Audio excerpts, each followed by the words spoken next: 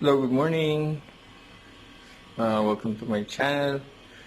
On this video, we're going to unbox the La Germania stovetop model DH-631. So ito na po siya, dumating from Lazada.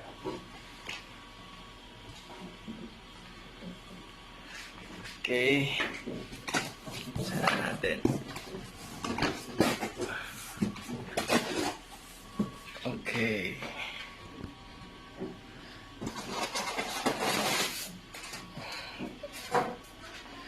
All right.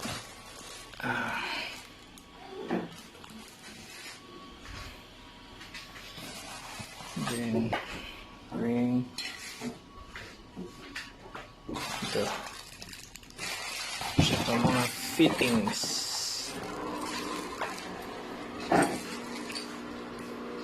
Okay. And then burner.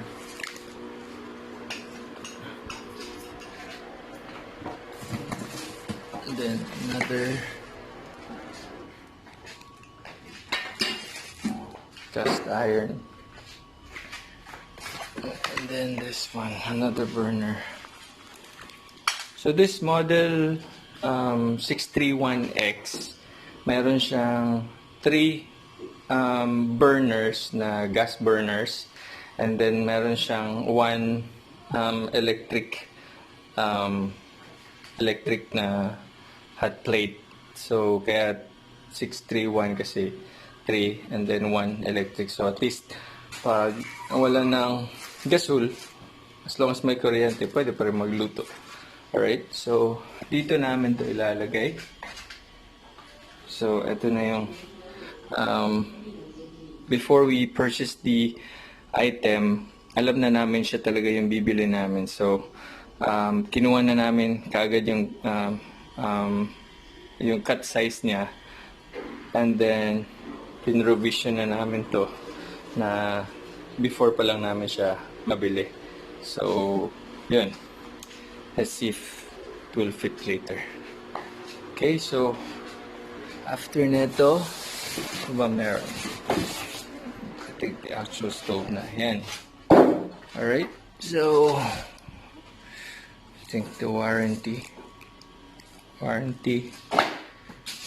then the manual is inside. Okay, so ito na siya. I-test lang natin. Okay, ayan, so siguro ito yung 3 burners, control ng 3 gas burners, and then ito yung stove top. So ayan, ito yung ayan, so ito yung hot plate, electric hot plate, and then ito malaking burner, and then 2 regular size. So ayan, ayan siya. Iyan ko muna, and then tanggalin ko siya sa box. Alright, ayan guys, so natanggal ko na sa box and sa plastic. Ito na siya, and then let's see if this fits dun sa cutout natin na hopefully it fits, kasi yung cutout size is from their website and sa the item description naman. So let's see.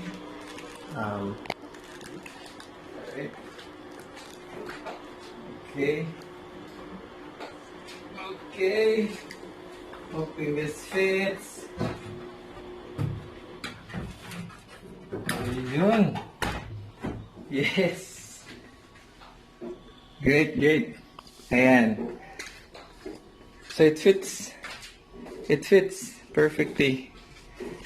So tama talaga yung cutout size na nasa website nila and sa item description. So okay lang na mag-cut out kayo ng top, tawag dito, yung tabletop nyo, as long as sure kayo na ito talaga yung bibili nyo, kasi kung hindi, iba ng cutout size ng ibang mga brands or models. So ayun, Alright, so ilalagay ko na yung ano, and then let's test later. Ilalagay ko na yung mga, ito, lahat to. Ilalagay ko na and then see how it goes. Alright. Alright. Alright guys, by the way, before pala natin ilapat or i-fit for good, you need to put the stickers pala sa edges dito. So may kasama naman siya stickers. Ang purpose nito for the stickers is to make sure na hindi siya nagagalaw, and also protection na rin for water or sa mga insects na hindi makakapasok sa loob. So yun, lagay na natin to. Alright guys, ayan na siya. Okay. So hindi pala siya sticker. Hindi pala siya sticker. I thought it was sticker. Ano pala siya? Patty. It's like yung texture niya para siyang bubble gum. So ayan. Again, hindi siya sticker. Ibang klaseng para siyang patty. Alright. So now, pwede na natin ito ilapat. Alright. Pause ko muna. Alright guys. Ito na siya. Okay, so by the way, before you ilapat yung pinaka patty, make sure na naka-align talaga lahat, kasi pag dumikit na siya, mahirapan na kayo magtanggal, masasayang yung patty na hinanay, tsaka wala na siyang tibayan. Make sure you clean yung surface muna nung edges sa lalapatan bago so ayan, everything's aligned na, and then kinonect ko na rin yung gasol dun sa pinaka niya plug, and then yung electrical outlet nakakonect na rin. So eto na siya, nilagay ko na rin yung cast iron na ang tawag dito, patungan. Alright, and then meron siyang extra siguro pang meron kayong wok or something na para hindi or maliit na wok para hindi siya matapon. So pwede siyang ipalipat-lipat kung asa kayo magluluto. Fit naman siya lahat. So fit siya lahat. Alright. So tabi na muna natin to, or lagyan natin dito sa maliit. Kasi yan. Alright. So, testing natin. Ito yung big burner.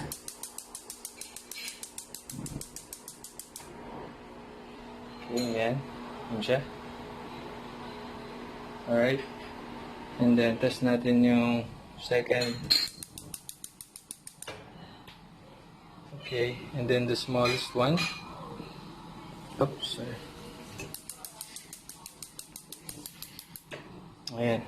Okay. So, gumagana na lahat yung 3 gas burners. And then, na-test ko na rin tong hot plate. Ayan. Kikita niyo naman. Sa 1 pa lang iilaw na siya.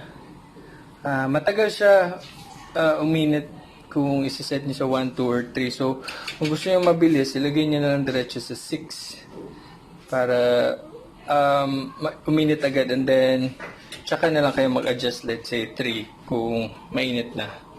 Pero na-test ko na yan, uminit yan, so walang problema. Alright, patayin na natin lahat. Hi guys, yan na siya. And wala pa kaming wala pa kaming range food, pero nakaabang na yung butas niyan. Pasensya nyo na yung kalat nung makalat but yan siya. Ang ganda nung item, stainless na kasi siya. Kanina nahirapan ako, akala ko hindi gumagana.